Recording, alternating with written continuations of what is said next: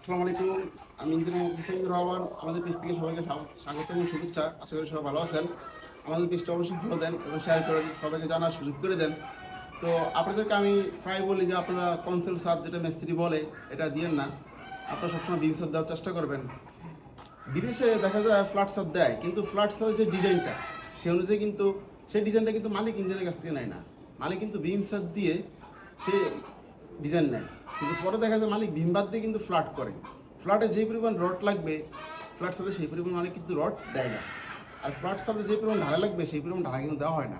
দেখা যায় বিম স্ল্যাবে যে পরিমাণ রড আছে ফ্ল্যাট স্ল্যাবে সেই পরিমাণ রড মিস্ত্রিরা ব্যবহার করে।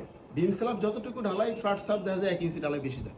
আসলে আপনি যদি বিম সাদ স্ল্যাব সাদ করেন ফ্ল্যাট সাদ করেন তাহলে অবশ্যই আপনার সেই অনুযায়ী ডিজাইন করে নিতে হবে ইঞ্জিনিয়ারের কাছ থেকে।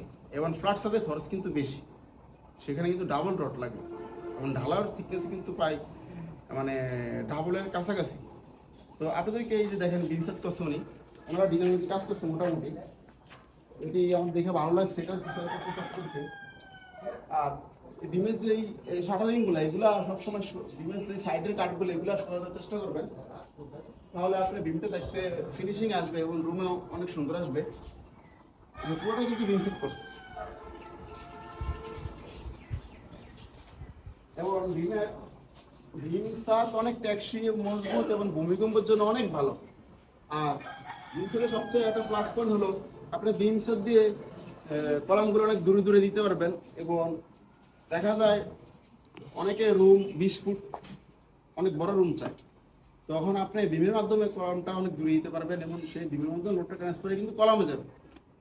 এজন্য বিমটা আসলে অনেক উপকার। আর এই দেখেন এখন একটা বিম করা হয়েছে, এখানে আমি অনেক স্ল্যাব অনেক বেড়াইছি, এজন্য বিমের মাধ্যমে এই স্ল্যাবটা নেওয়া হয়েছে। কিন্তু এই স্ল্যাবের সম্পূর্ণ লোড কিন্তু এই বিমে পড়তেছে, বিম থেকে কিন্তু এই বিমে পড়তেছে এবং এই বিম থেকে কিন্তু কলামে আসতেছে লোডটা।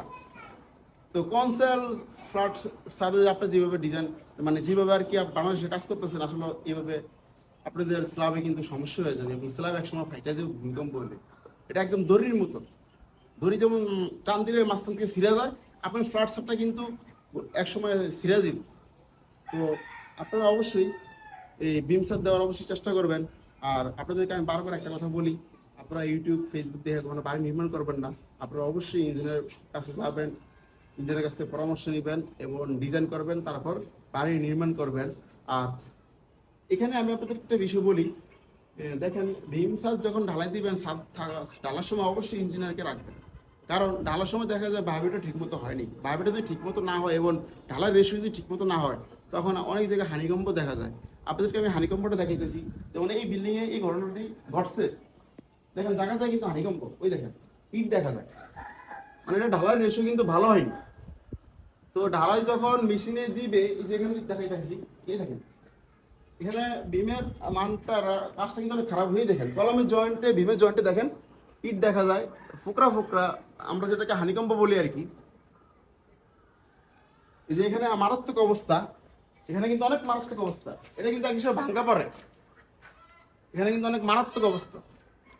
তো আপনাদেরকে আমি বলবো অবশ্যই ছাদ ঢালার সময় ইঞ্জিনিয়ারকে সাইডে রাখবেন এবং ওই যখন একটা মেশিনে সিমেন্ট বালু খোয়া যখন মিক্স করা হয় তখন কিন্তু ওখানে কিন্তু লোক রাখবেন।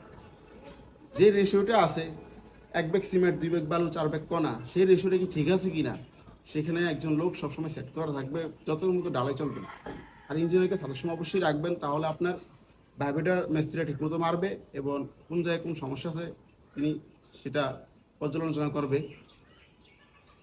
আসসালামু আলাইকুম।